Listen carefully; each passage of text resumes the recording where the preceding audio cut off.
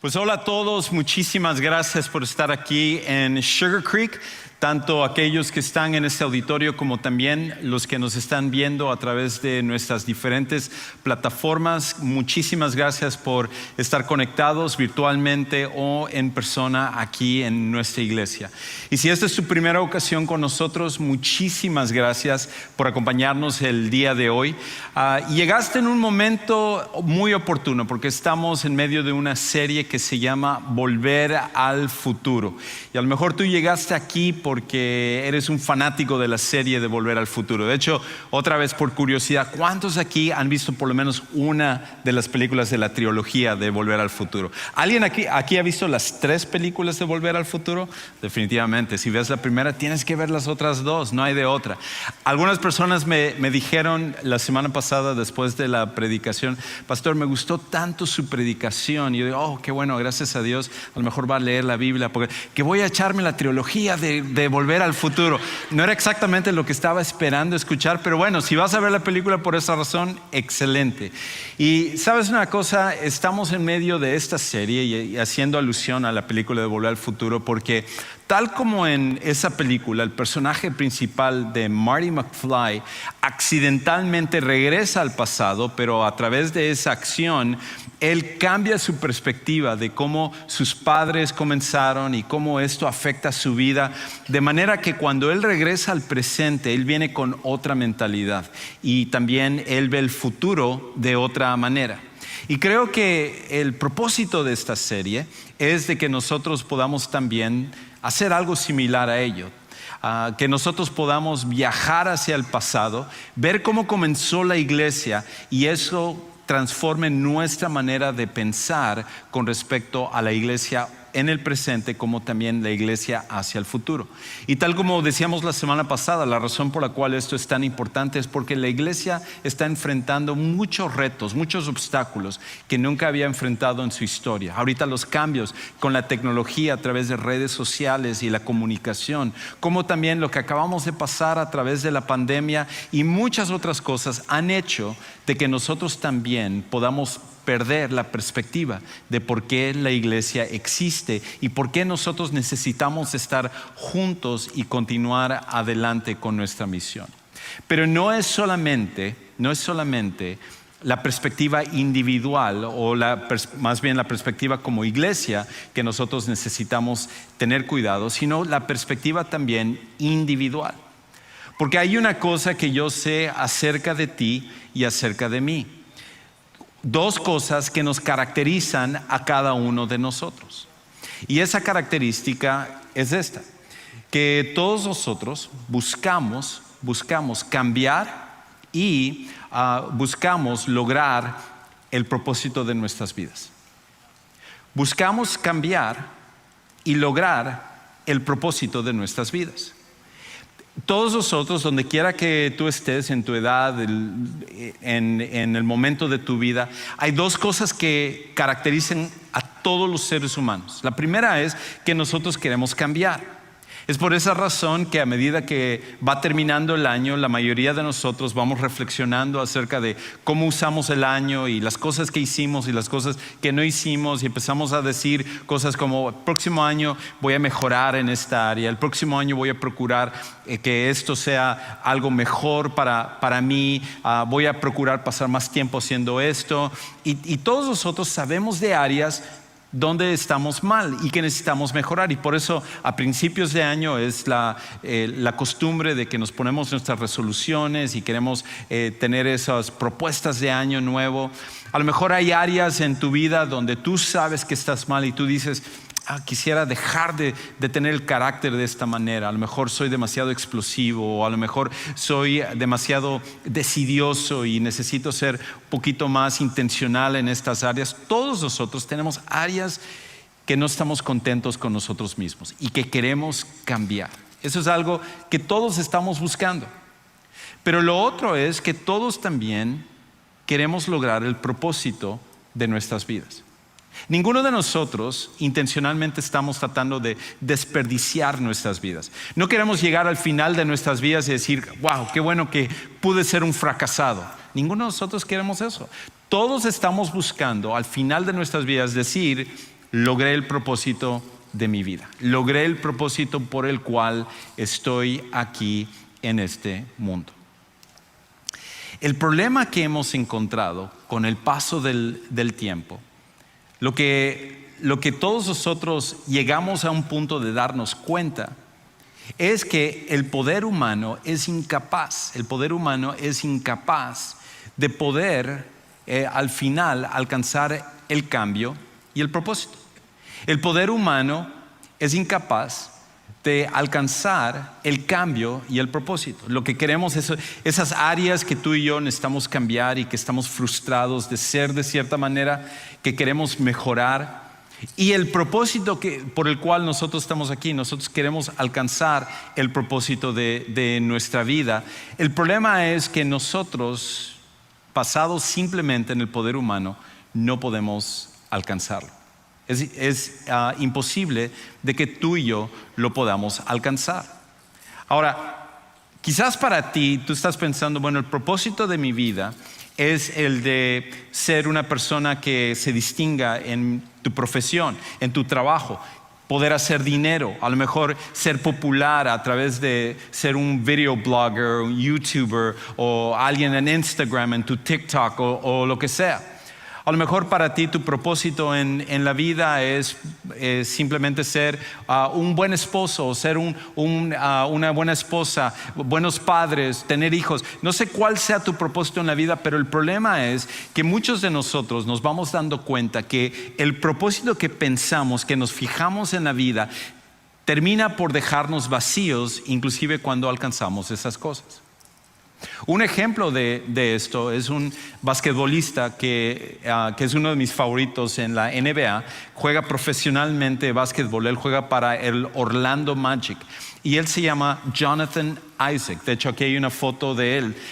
Él juega para Orlando y es un increíble jugador. Pero lo que me encanta de él no es solamente su forma de jugar, sino que lo que me gusta es que el hecho de que él es un chico súper sabio, con sus comentarios, muy mesurado en lo que dice, y una de las cosas es que es un seguidor de Jesús.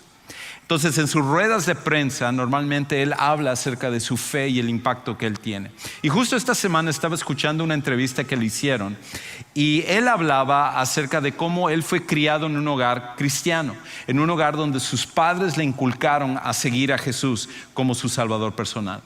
Pero a medida que él fue creciendo, entró a la adolescencia y luego se volvió un joven adulto, él pasó por una época donde hasta cierta manera abandonó un poco su fe. Dios ya no era la prioridad de su vida. Y para él, la prioridad de su vida se volvió el básquetbol. Él tuvo una beca, fue a jugar a una de las universidades en Florida, tuvo una gran carrera universitaria y luego fue reclutado para jugar en el Orlando Magic. Y durante esa época dice él que para él lo más importante en la vida era jugar básquetbol. Pero hay un problema con respecto a eso, que él se dio cuenta, que también nosotros nos damos cuenta cuando ponemos alguna otra cosa que no sea Dios el propósito de nuestra vida. Que cuando él tenía juegos donde le iba bien, sentía que su vida estaba por las nubes. Pero como todo jugador de básquetbol, todo atleta y todos nosotros, donde tiene rachas malas, sentía que cuando jugaba mal, en cambio, su vida no valía nada. Todo iba en pos de que también jugaba él básquetbol. Y se dio cuenta con el tiempo que él estaba mal y que su propósito debía de ser Dios. Y a través de un proceso que Dios hizo en su corazón, regresó a la fe, y ahora él habla acerca de que independientemente de cómo él juegue, su propósito principal es Dios y ya no el básquetbol. Quizás para ti ese también es una lucha. Tú estás pensando acerca de tu propósito de tu vida. Tú te pones tus metas y estás viendo las cosas a futuro, y no es malo tener esas metas y todo, pero el propósito por el cual tú y yo fuimos creados es Dios. Y cuando nosotros sustituimos ese propósito con cualquier otra cosa que nosotros podamos pensar que nos pueda llenar, siempre vamos a terminar vacíos en nuestra vida. Desafortunadamente, esto es parte del proceso humano. No podemos cambiar basado en fuerza humana, en poder humano, y tampoco nosotros podemos al final lograr nuestro propósito, sino que nosotros necesitamos, como vamos a ver en un momento, recibir un propósito que es mejor que cualquier otra cosa que nosotros podemos hacer.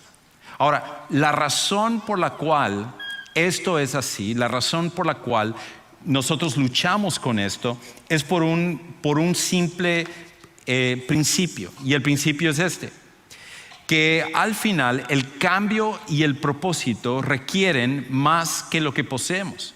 El cambio y el propósito requieren más de lo que poseemos. La razón por la cual tú no puedes cambiarte a ti mismo es porque necesitas algo fuera de ti para poder cambiar. Si el cambio fuera fácil, tú ya lo hubieras hecho. Tú ya te hubieras puesto la meta y hubieras visto el cambio en tu vida, pero la razón por la cual continúas topándote con la pared es porque necesitas algo que tú no posees. Y lo mismo con respecto al propósito en la vida. Simplemente ponernos nuestro propósito nunca nos va a dejar satisfechos. Déjeme ilustrarlo de esta manera. Imagínate que tu vida es como este conector, ¿verdad? Y la idea de este conector es que pueda tener el poder para que cualquier cosa que se le conecte pueda prenderse. Muchas veces lo que nosotros decidimos hacer es, en vez de conectarnos a algo que nos pueda dar el poder para cambiar y tener el propósito, lo que nosotros decidimos hacer es esto: nos conectamos a nosotros mismos. Y cuando nos conectamos a nosotros mismos, no importa qué tanto tú lo prendas, no importa qué tanto tú cambies el enchufe, al final nosotros solos no tenemos el poder para cambiar nuestras vidas ni para obtener el propósito de nuestras vidas. Y mientras nosotros sigamos conectados a nosotros mismos, a nuestra fuerza humana, nunca vamos a ver un cambio o un propósito para nosotros. Más bien, lo que nosotros necesitamos es un poder que vaya más allá de nosotros, un poder que nos ayude a realmente cambiar y tener ese propósito. Ahora, en la película Volver al Futuro, el personaje principal, Marty McFly, regresa al pasado porque él accidentalmente entra al vehículo, al DeLorean, que era la máquina del tiempo que el doctor Emmett Brown había construido. Y el doctor Emmett Brown había tenido en algún momento una visión, se había golpeado la cabeza y él tiene esta visión de lo que era necesario crear, lo que él llamaba el condensador de flujo, para poder crear lo que era la posibilidad de viajar en el tiempo. De hecho, en la película, cuando él en el pasado habla acerca del condensador de flujo, es esta la imagen en la película donde él se lo muestra a Marty McFly y él dice: acabo de tener la visión acerca del condensador de flujo. Y él dice: esta es la fuente de poder que permite que yo pueda viajar en el tiempo, el condensador de flujo. Ahora, yo ya lo probé en mi carro, pude solo regresar hasta 1990, pero por lo menos fue un buen tiempo. No es cierto. Pero algunos estaban diciendo: sí, regresó a 1990, nadie, ok. Pero la idea del condensador de flujo, ¿verdad?, es de que era la fuente de poder que se le prendía al DeLorean. Esto, junto con un poco de plutonio, es lo único que necesitas para que tú puedas viajar en el tiempo. Bueno, algo similar es lo que tiene que pasar con nuestras vidas. Nosotros necesitamos una fuente de poder más allá de nosotros, si es que realmente queremos cambiar y si realmente queremos ver el propósito genuino, el propósito máximo de nuestras vidas. Y la buena noticia es esta: que Dios ha decidido ya darnos una fuente de poder para que estas cosas se den en nosotros. Y la fuente de poder de Dios es la persona del Espíritu Santo. La fuente de poder de Dios es la persona del Espíritu Santo.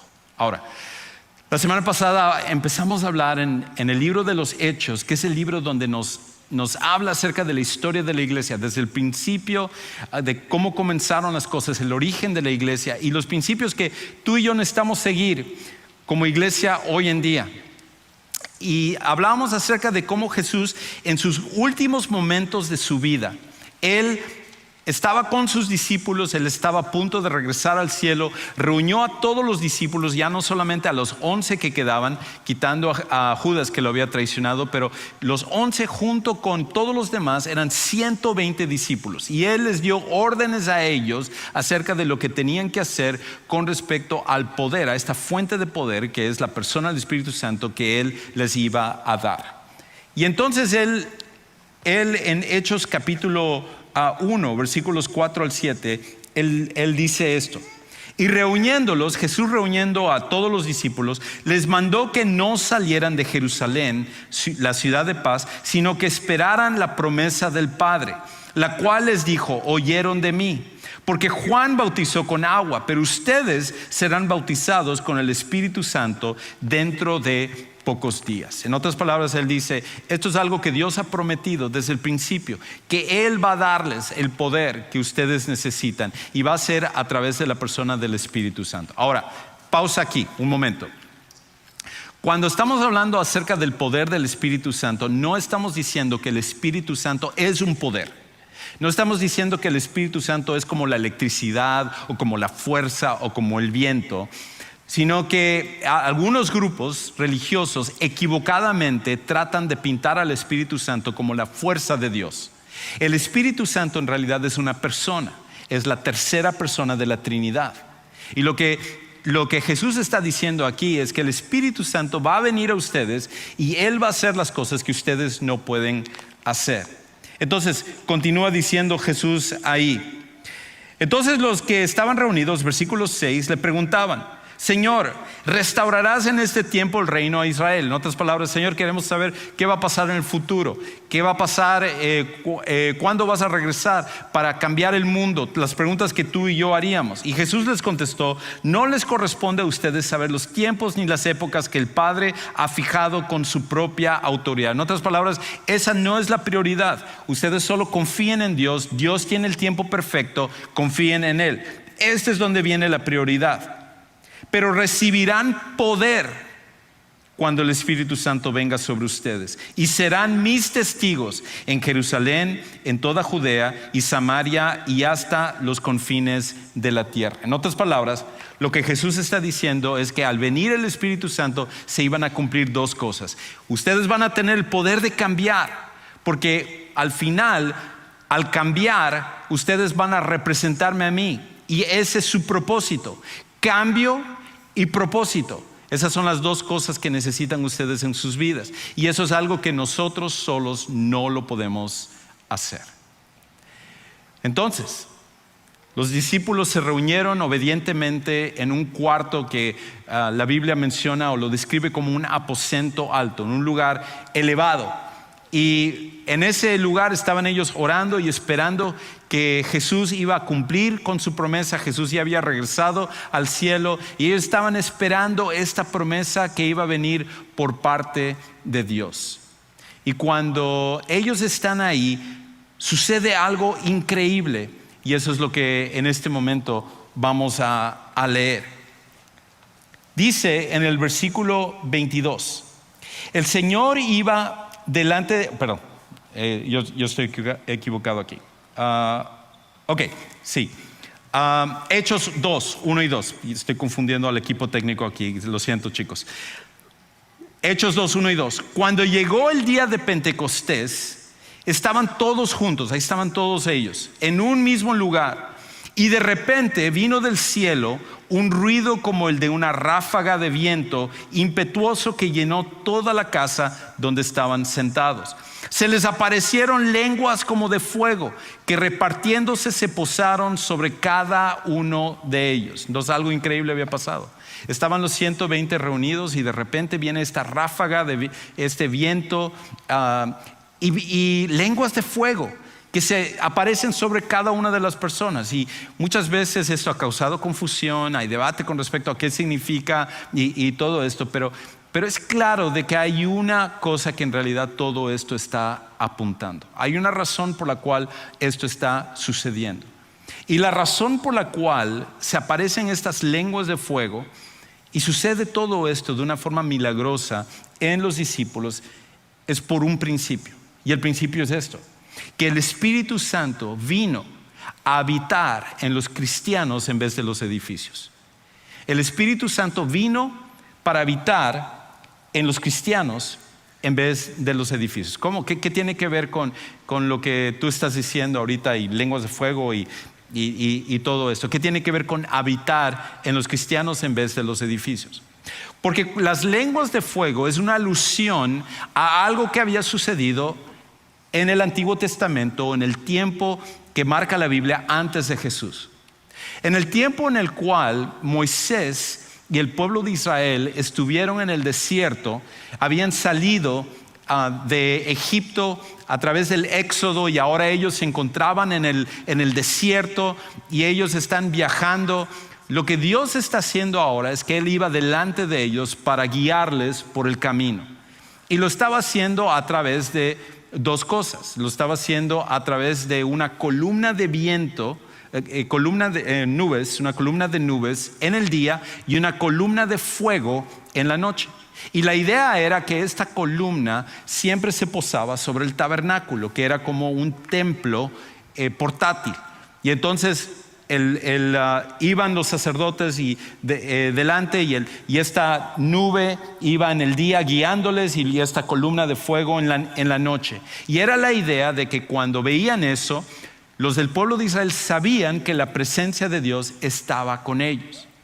Pero hay un problema con respecto a ello: que cada vez que uno quería, entre comillas, estar delante de la presencia de Dios, era necesario entrar al tabernáculo. Y el tabernáculo estaba limitado simplemente a los sacerdotes y también al sumo sacerdote, dependiendo una vez al año, y habían muchos rituales que uno tenía que pasar.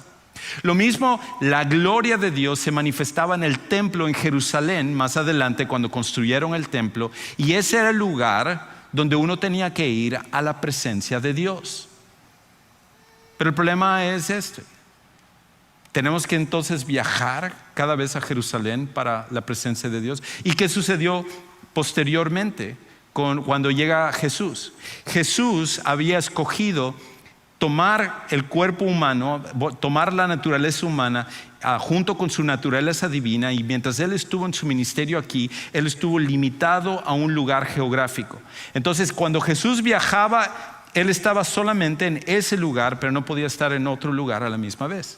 E imagínense que nosotros hubiéramos vivido en el tiempo de Jesús, hubiéramos estado limitados a verlo solamente cuando estaba cerca de nosotros, pero cuando viajaba a alguna otra provincia, cuando viajaba a Galilea, o cuando viajaba a Perea o a Samaria, o cualquier otro lado de Israel de la época, uno no podía estar con Él. Pero ahora Jesús había prometido que Él iba a mandar a la persona del Espíritu Santo. Y la gran ventaja para nosotros, y la ventaja para todos los seguidores de Jesús, es que el Espíritu Santo no iba a estar limitado a un lugar geográfico. De manera que tú y yo ya no tenemos que venir los domingos a Sugar Creek, a este auditorio, para estar en la presencia de Dios.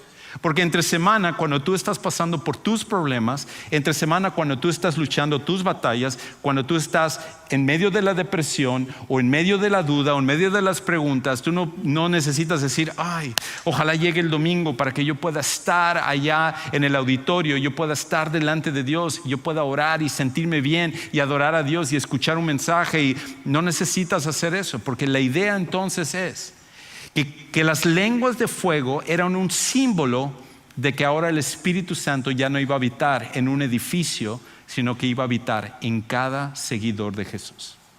Lo que significa entonces es que el Espíritu Santo vive en cada uno de nosotros que conocemos a Jesús como nuestro Salvador personal. Nosotros somos el templo del Espíritu Santo. Y eso es algo increíble, que Dios ha escogido vivir en ti y en mí para tener una relación personal e íntima como ninguna otra que nosotros podemos poseer. Ese es el regalo de Dios. Amén. Eso vale la pena aplaudir. Dios nos ama tanto que a partir del momento en el cual nosotros recibimos a Jesús como nuestro Salvador personal, tenemos al Espíritu Santo viviendo en nosotros. Y tú dices, sí, pero yo no tuve una lengua de fuego. No, era un símbolo para esa época. Ya no es necesario que tú y yo lo tengamos porque sabemos que inmediatamente eso sucede. Pero hay otra cosa también, que el Espíritu Santo nos da poder para cambiar y cumplir nuestro máximo propósito. No solamente es que Él viene a habitar en nosotros ahora, sino que ahora Él nos da el poder para lograr ese cambio y poder obtener el propósito, el máximo propósito que nosotros necesitamos en la vida. Escucha entonces cómo continúa diciendo en el versículo 4 de Hechos capítulo 2. Todos fueron llenos del Espíritu Santo y comenzaron a hablar en otras lenguas, según el Espíritu les daba habilidad para expresarse. Había judíos que moraban en Jerusalén, hombres piadosos procedentes de todas las naciones bajo el cielo. Al ocurrir este estruendo, la multitud se juntó, estaban desconcertados porque cada uno los oía hablar en su propia lengua. Estaban asombrados y se maravillaban, diciendo, miren, ¿no son galileos todos estos que están hablando? ¿Cómo es que cada uno de nosotros los oímos hablar en nuestra lengua en la que hemos nacido? Partos, medos y elamitas, habitantes de Mesopotamia, Judea y Capadocia, del Ponto y de Asia, de Frigia y de Panfilia, de Egipto y de las regiones de Libia, alrededor de Cirene, viajeros de Roma, tanto judíos como prosélitos, cretenses y árabes, los oímos hablar en nuestros propios idiomas de las maravillas de Dios. Todos estaban asombrados y perplejos, diciéndose unos a otros, ¿qué quiere decir esto? ¿Y qué quiere decir eso? Esa es la pregunta. Y la respuesta es que Jesús había prometido que el Espíritu Santo, cuando Él viniera, nos iba a dar el poder para cumplir entonces nuestro propósito. ¿Cuál es nuestro máximo propósito? Tú y yo quizás podemos tener ciertos propósitos en la vida, otra vez con respecto a la carrera, con familia, con respecto a financiero, todos esos propósitos no es que están mal, pero no puede ser nuestro máximo propósito. Nuestro máximo propósito debe de ser representar a Jesús donde quiera que estemos. Seas tú un profesionista, seas tú en el oficio en el que tengas, seas tú un estudiante, seas tú un padre de familia, seas tú un hijo, un vecino, donde quiera que tú estés, tu máximo propósito es representar a Jesús ante las demás personas para que ellos vengan a conocerle también. Y cuando nosotros cumplimos ese propósito, todo lo demás cae en su lugar. Y inmediatamente cuando el Espíritu Santo viene sobre los primeros discípulos, ¿qué sucede? Que ellos empiezan a hablar acerca de Jesús y compartir acerca de Jesús. Pero ya los idiomas no eran un obstáculo para ellos. Ellos podían hablar idiomas que nunca habían hablado para proclamar y compartir acerca de Jesús y el plan de Dios para sus vidas. Esto era algo en el cual era un símbolo de que ni siquiera los idiomas van a ser un obstáculo para los que siguen a Jesús para cumplir el propósito de Dios cuando tienen al Espíritu Santo en sus vidas. Ahora, quiero hacer una nota con respecto a esto también. A veces hay confusión con respecto a esto de las lenguas, pero cada vez que la Biblia habla acerca de lenguas, siempre las lenguas se refieren a un idioma. No es un balbuceo, no es simplemente hacer sonidos, ni tampoco se trata acerca de idiomas angelicales o idiomas de otra índole. Hace algunos años yo tuve un estudiante que él decía que él tenía el don para interpretar lenguas demoníacas. Y yo no sé si eso es algo que de verdad quieres jactarte, que sabes, que entiendes lo que dicen los demonios. A lo mejor tú eres medio demonio y por eso es que entiendes esas cosas, no lo sé. Pero eso no es algo de qué enorgullecerse. Y la realidad es que cada vez se van empujando estas cosas más para tratar de hacernos sentir que somos más espirituales. Pero inclusive cuando el apóstol Pablo habla acerca de hablar con lenguas angelicales, en realidad lo está usando en el libro de Primera de Corintios en el contexto acerca del amor. Él dice, si yo hablara la lengua de los ángeles pero no tengo amor, entonces en realidad no sirve mi vida. Es lo que está diciendo. No está él declarando que una persona puede entender o hablar con el lenguaje de los ángeles, sino que está diciendo, hasta si alguien llegara en el caso extremo de hablar el idioma de los ángeles, ni siquiera eso sería suficiente si no tiene amor dentro de su vida. Esto era una muestra de que ni siquiera no conocer un idioma iba a ser un obstáculo, porque ya no iba a ser basado en nuestro poder, sino en el poder de Dios. Y más aún porque la gente de Galilea tenía la fama en ese tiempo de ser ignorantes, de no ser educados, y entonces cuando la gente ve, gente de Galilea está hablando este idioma que yo hablo, que habían venido por esta festividad de Pentecostés hasta Jerusalén, gente de Arabia y de Egipto y de Creta y de todos lados diciendo, wow, ¿cómo es que habla este idioma si esta persona viene de Galilea? Entonces iba a ser una muestra de que Dios nos va a equipar por medio de su Espíritu Santo con el poder para poder ser sus testigos. Es lo que se trata. Y lo último es esto. Lo último que tú y yo necesitamos recordar es que al final el Espíritu Santo continúa siendo la fuente de poder para la iglesia. El Espíritu Santo continúa siendo la fuente de poder para la iglesia. Al final la iglesia, nuestra iglesia, Sugar Creek en español, y todo lo que Dios está haciendo jamás puede estar basado en lo que tú y yo podemos lograr. Ahora, tú llegas acá, nosotros somos parte de una iglesia que hemos sido muy bendecidos, financieramente hablando, y Dios nos ha dado muchos recursos, pero jamás lograr las cosas y el reino de Dios puede ser con recursos humanos. Debemos de ser dadivosos, debemos ser generosos en dar. Esa es una parte de nuestro crecimiento espiritual, pero los cambios nunca se van a lograr a través de nuestros recursos financieros, sino que tiene que ser a través del poder del Espíritu Santo. Y por eso, a través de nuestra historia, de un poco más de 40 años de esta iglesia, las grandes cosas que se han hecho siempre ha sido un mover del Espíritu Santo. Es por esa razón que, por ejemplo, en nuestra historia, hace algunos años, un grupo de 3 mujeres habían visto la necesidad de personas en la comunidad de Fort Bend de que necesitaban alimentos y ropa porque eran de bajos recursos económicos. Y ellas empezaron a recolectar, pidiendo a otra gente de nuestra iglesia que empezaran a donar ropa y comida. Y poco a poco empezaron a almacenar y a recolectar un montón de estas cosas, y se empezó a poner en un cuarto de aquí de Sugar Creek. Pero la generosidad de esta iglesia, gente empezó a dar y dar y dar, y la gente venía y recibía. Entonces dijeron, es tan grande esto que es mejor que nosotros podamos crear un ministerio separado de esto. Y fue así como comenzó Segunda Milla, que se convirtió en una organización independiente de Sugar Creek, pero que comenzó aquí. Y ahora, a través de Segunda Milla, miles de personas en el condado de Fort Bend reciben comida, reciben ropa, reciben ayuda económica, y fue a través del mover del Espíritu Santo. Luego, hace algunos años, un grupo de unos 3, 4 ejecutivos fueron a un viaje al continente africano, y estaban allá, y cuando estaban en uno de los países de África, se les quebró el corazón cuando empezaron a ver cómo los niños estaban tomando agua contaminada, agua enlodada, y se estaban enfermando, y muchos de ellos muriendo. Y ellos dijeron, no podemos dejar esto así. Necesitamos hacer algo con respecto a esto que está pasando.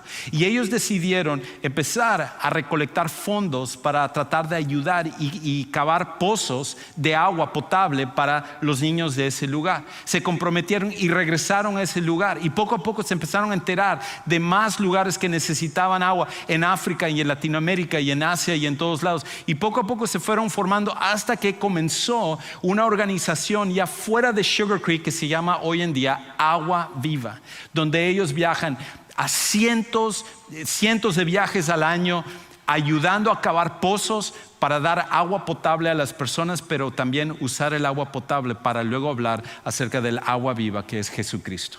Y eso comenzó a través de un mover del Espíritu Santo en nuestra iglesia. Fue a través del mover del Espíritu Santo donde hace algunos años el Señor puso en el corazón de nuestro pastor ejecutivo, el pastor Gary Hill, de ir a comenzar a ministrar a una persona en la cárcel.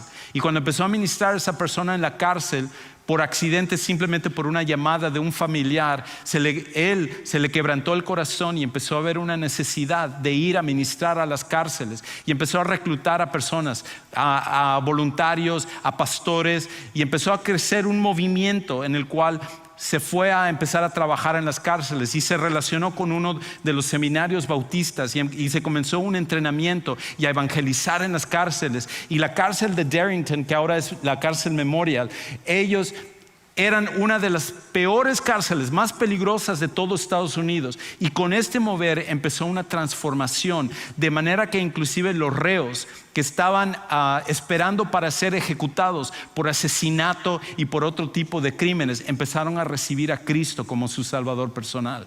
Y empezó a haber una transformación increíble, de manera que inclusive yo he tenido el privilegio, junto con varios otros pastores y voluntarios, de ir a bautizar a algunos de estos hombres que, a pesar de lo que han hecho, han recibido el perdón de Dios, han recibido ahora una nueva vida, y ellos ahora están evangelizando. Y es increíble ver cómo gente que era parte de las pandillas de la raza aria, supremacistas blancos que odiaban a los afroamericanos y otro tipo de razas, ahora, al ser transformados y en el momento de su bautismo pedir que sea un pastor afroamericano el que los bautice, eso solamente lo puede hacer el Espíritu Santo. No recursos, no hay nada que nosotros podamos hacer.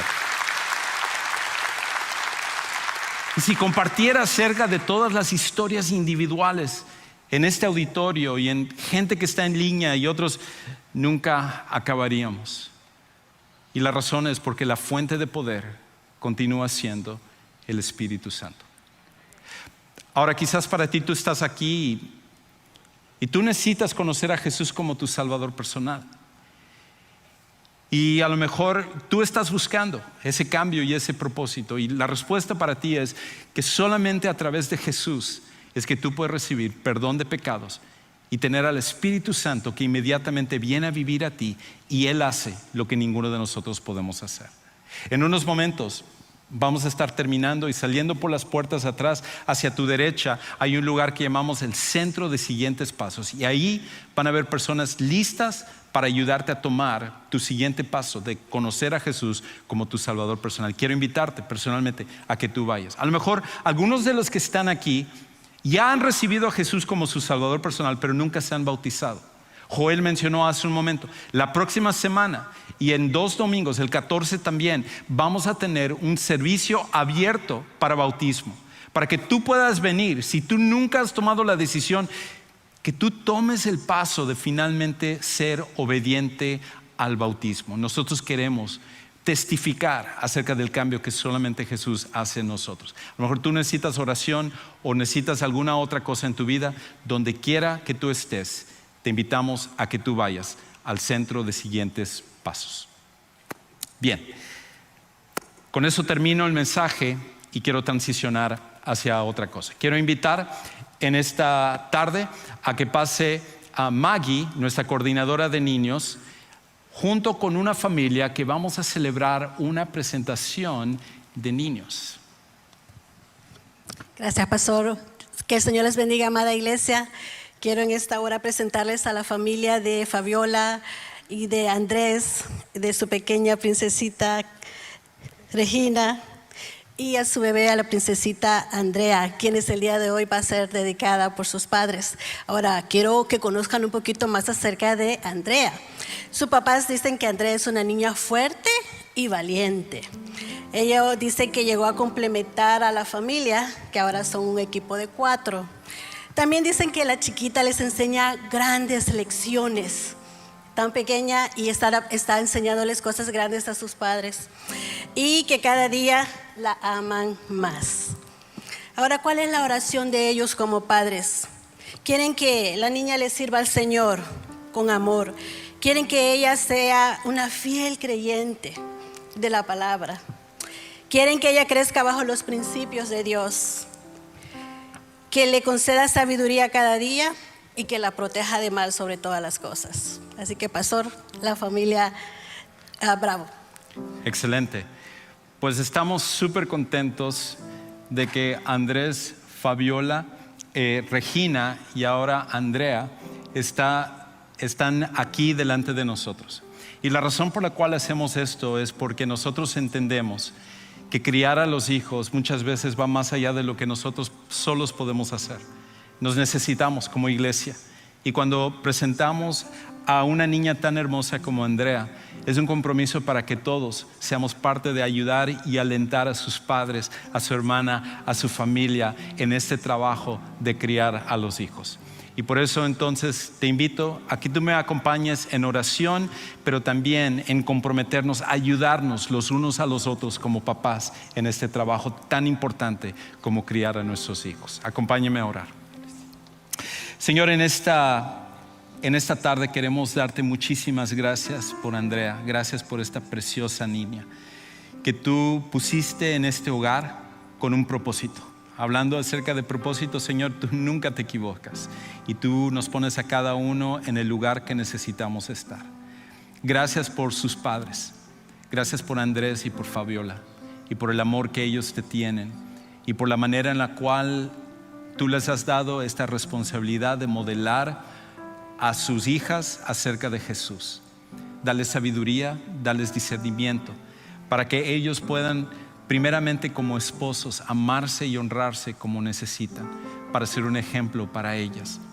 Y Señor, que a través de los años tú les ayudes en todas las temporadas de la vida de su hija Andrea. Gracias por el amor que ellos tienen a su hija. Gracias por Regina como la hermana mayor, que ella está delante de ti, Señor. Tú la amas también y tienes un propósito especial para ella.